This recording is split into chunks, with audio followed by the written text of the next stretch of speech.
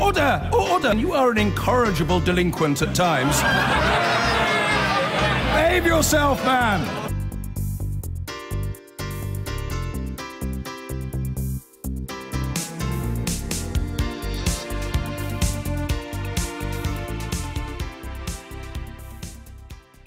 I'm very pleased to say that we're joined by someone who's, well, already made a few headlines this morning, the Communities and Local Government Secretary, Sajid Javid. Very good morning to you. Good morning. You're all over the papers like a puppy this morning.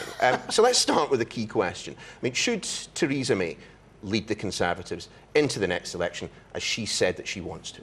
Yes, if that's what she wants to do, she should, and she'd have my backing. Why on earth, then, when the Observer asked you the same question, they managed to write this up? They asked the same question, he waits several seconds, smiles, then stands and offers his hand. I think we're out of time, he says, leaving us to draw the obvious conclusion. I mean, when you're asked a straighthtforward question like that, wouldn't it have been better just to say... Well, I think they make it sound a lot more dramatic than it actually was. That's an interview that was overrunning, and I had a date with my wife, and I didn't want to be late. It's as simple as that. But you've actually taken the opportunity to ask me the question again, and I'm glad you did, because this is an important issue.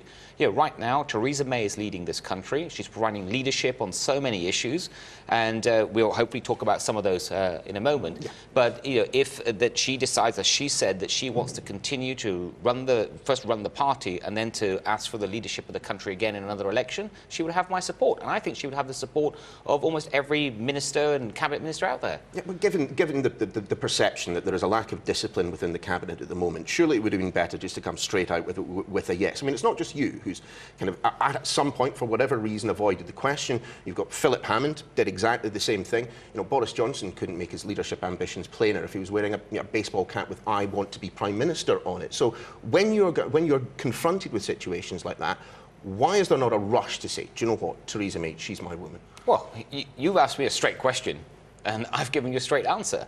And I think that is the view of almost all the members of Parliament I meet with, the Conservative members of Parliament who ultimately decide who leads the party. I think everyone recognises, and this is something you'll hear a lot about during this conference, is that we haven't got everything right. Of course, the result of the election was disappointing, but we need to show that we've learned lessons from that. And right here and now, it is Theresa May that is going to take both the party and the country forward.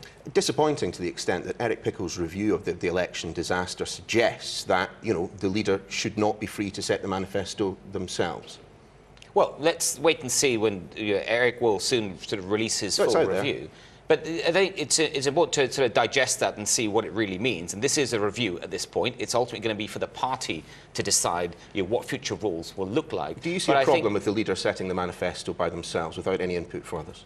No, I think it is important that you have good teamwork when it comes to developing a manifesto. I think that was one of the lessons learned from the recent election experience, to have the whole team involved in that. But we have begun that process of learning those lessons. But we also need to set out, and this will be very clear, I think, from this conference, is that we are determined with our mission. And our overriding mission, I know it's simply put, but it's so important, is that we do need to be that country that works for everyone and not just a privileged few. You'll be hearing that again and again at this conference, and we'll be setting out exactly what we mean by that. It seems, from what we're learning about what's to be discussed at conference, what is going to be announced at conference this year, that it's about reminding the public that there is a domestic policy agenda, something you suggested in that Observer interview wasn't prominent enough during the election, and also trying to lure young people back to the fold. Would you agree?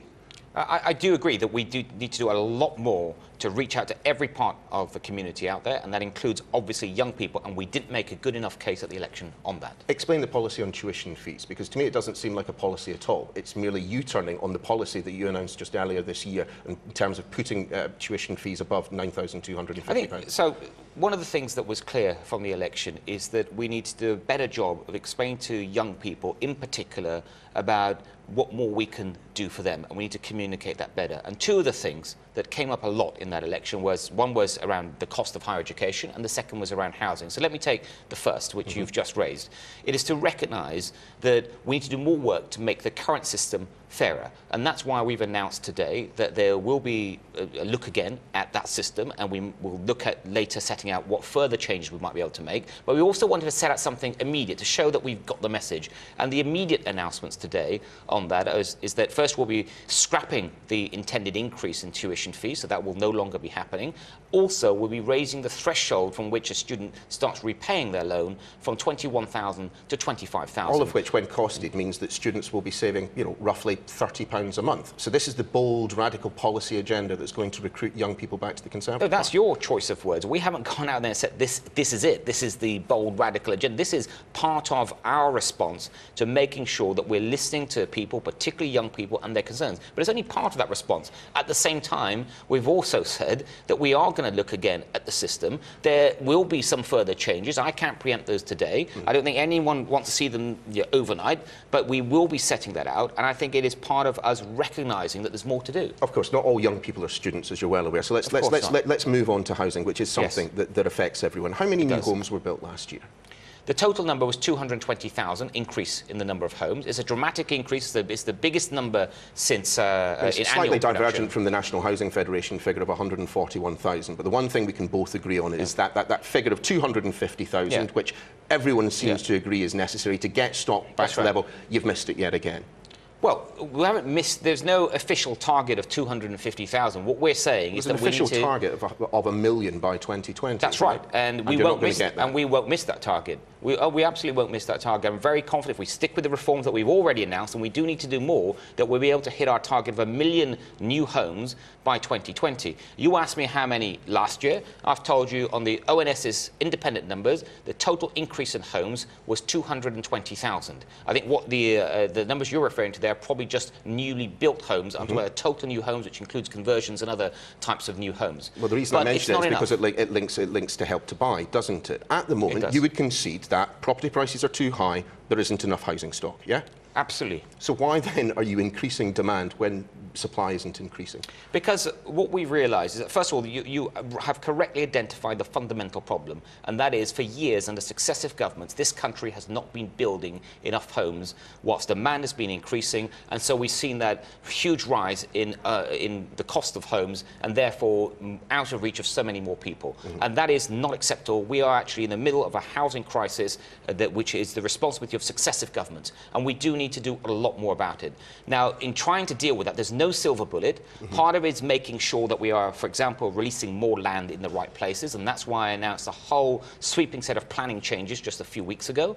But part of it is also helping people now, for those people that need immediate help. So if they can get together a small deposit, but the Help to Buy system would actually help them purchase that first home. And remember, some 80% of people so far that have used Help to Buy are first-time buyers. This is an excellent way of helping them. So the problem that some people will have is that there have been a number of promises made and manifesto commitments made by the Conservatives. Starter homes, 2014, £1.1 billion put aside. Not a single home has been built under that scheme, has it?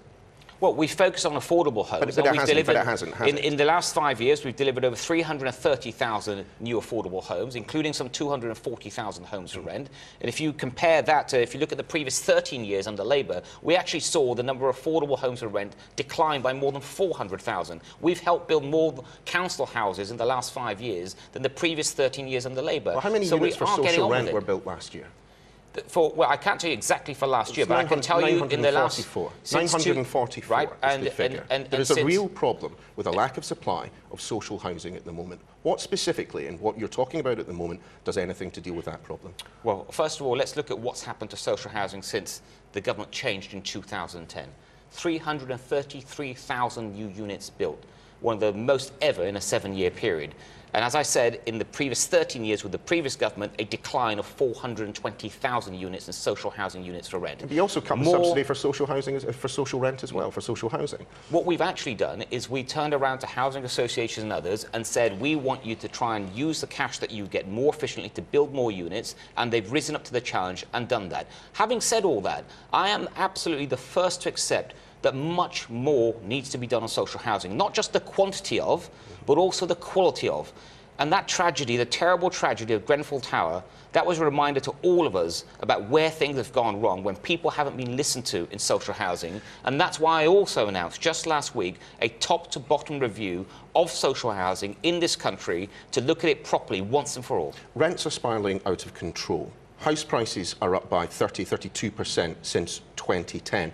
You have 1 million more people in rented accommodation than at the start of your time in government. I mean, people are looking for evidence that the Conservatives, have a degree of competency when it comes to dealing with the problems within the housing market. I mean, you mentioned Grenfell right there. In the new year, we could see a Labour backbencher putting forward a private member's bill that would enshrine in law the right of every tenant to live in a home which was fit for human habitation. Would you support that?